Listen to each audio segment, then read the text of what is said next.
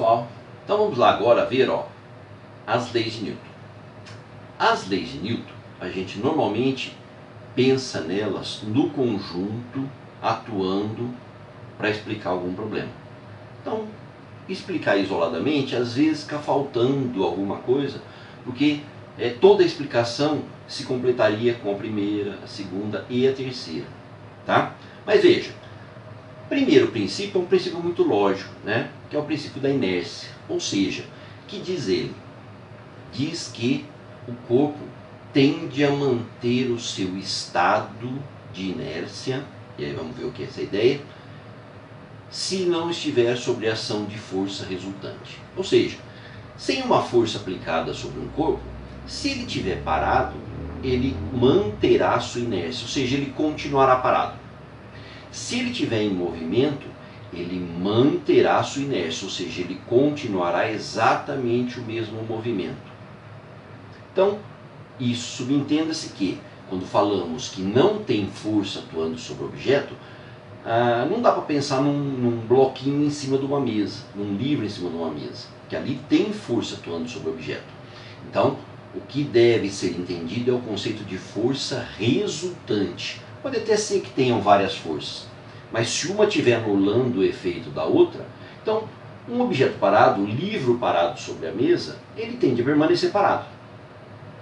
Ok? E se ele já estivesse andando, ele tem que manter o movimento. O que é manter o movimento?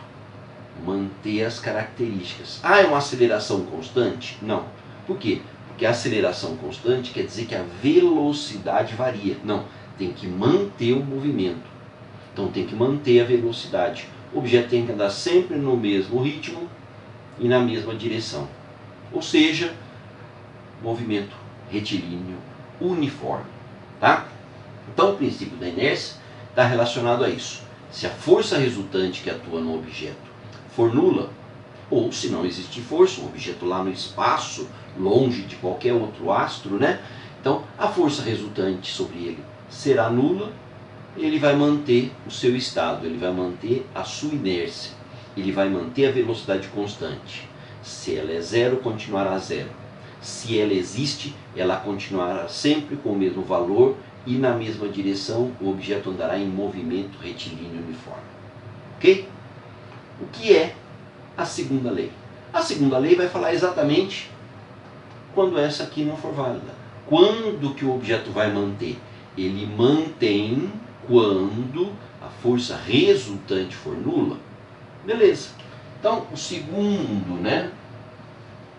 A segunda lei de Newton, chamado de princípio fundamental da dinâmica,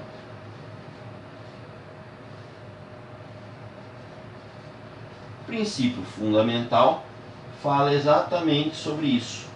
Se existir uma força resultante, e aí a gente costuma representar a força com esse símbolo aqui em cima, quer dizer que estamos falando do vetor força, ou seja, interessa saber valor, direção e sentido.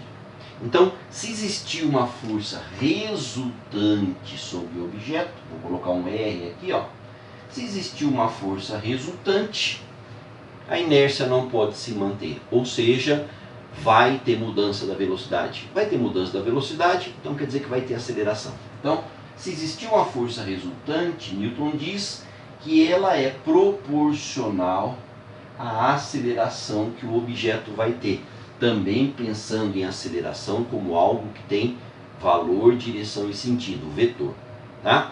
E essa proporção entre força e aceleração é dada pela massa do objeto. É a massa inercial dele, tá? Que a gente chama. Ou seja, se você aplica uma força num objeto que tem uma pequena massa, a aceleração vai ter que ser grande para compensar. Se você aplica a mesma força numa massa grande, a aceleração vai ser pequena. Tá? Mas se você tem uma massa grande e uma aceleração grande, a força tem que ser grande. Ou seja, é uma equação simples, mas que ela diz para nós que existe uma proporção entre força e aceleração, entre força resultante e aceleração do objeto, e essa proporção é dada através da massa do objeto. Tá? Essa equação é muito importante, por quê? Porque vira e mexe a gente vai tentar justificar que a primeira lei é verdade procurando a força resultante. Ah, a força resultante deu zero, beleza, mantém a inércia. Ah, a força resultante não deu zero nesse caso, então vai ter uma aceleração. Tá? Veremos como que a gente aplica isso aí, desde casos mais simples até casos mais trabalhosos. Tá? E a terceira lei é o chamado princípio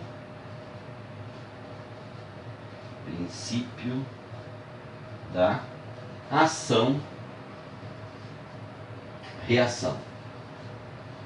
Ou seja, todos esses nomes, né, não foram dados exatamente pelo Newton, mas é a forma como a gente entendeu para explicar mais facilmente aquilo que o Newton colocava como verdades da dinâmica, né, da atuação de força sobre o objeto. Então, o que é a tal da ação e reação? Newton fala o seguinte, ó, que sempre que existir uma força, uma ação em algum sistema, ou seja, se eu venho aqui e eu empurro a lousa, eu estou fazendo uma ação, toda vez que tem uma ação, tem uma aplicação de uma força, automaticamente existirá uma reação, ou seja, uma outra força que tem como característica mesmo valor da ação, mas vai ter sentido oposto. Tá? O que quer dizer isso? Ó, quando eu faço uma força aqui na lousa, ou seja, eu estou empurrando a lousa lá para trás, eu sinto uma pressão na superfície do meu dedo. Eu sinto uma força no meu dedo. Agora, essa força no meu dedo, gente, ela está puxando o meu dedo. Não está puxando o meu dedo. Está empurrando o meu dedo, está pressionando ele. Então, se eu faço uma força na direção da lousa, a lousa faz uma força na minha direção. E tem a mesma intensidade da ação. Tá? Ação e reação. Não tem quem é quem. Eu posso falar que uma força é ação, e aí vou ter que analisar a reação, mas eu poderia falar o contrário.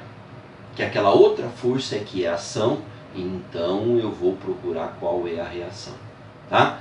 Desde que a gente entenda isso, que as forças vão sempre aparecer ação e reação aos pares, mas em objetos distintos.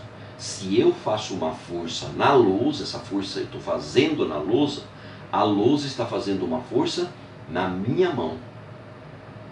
Se as duas forças atuassem num mesmo objeto, numa mesma massa, eu pensaria, já que é cada uma para um lado, cada uma num sentido, sentidos opostos, que se elas estão na mesma massa, essa força resultante da ação e reação daria zero. Tá? Então elas não se anulam, por quê? Porque elas estão em objetos diferentes. Então isso é uma coisa importante. Muitas vezes a gente não se preocupa com o par ação e reação, porque a ação está num objeto, que é aquele que você quer fazer um cálculo, quer entender, e a reação está num outro objeto, que não é o seu interesse de estudo. Então às vezes você não desenha, tá? Mas temos sempre que lembrar que isso acontece. Para toda força, para toda ação, existe uma reação de mesma intensidade e sentido oposto. Tá?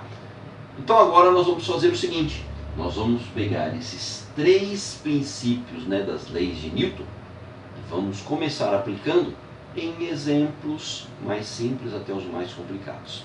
Ok? Então é isso aí, vamos lá.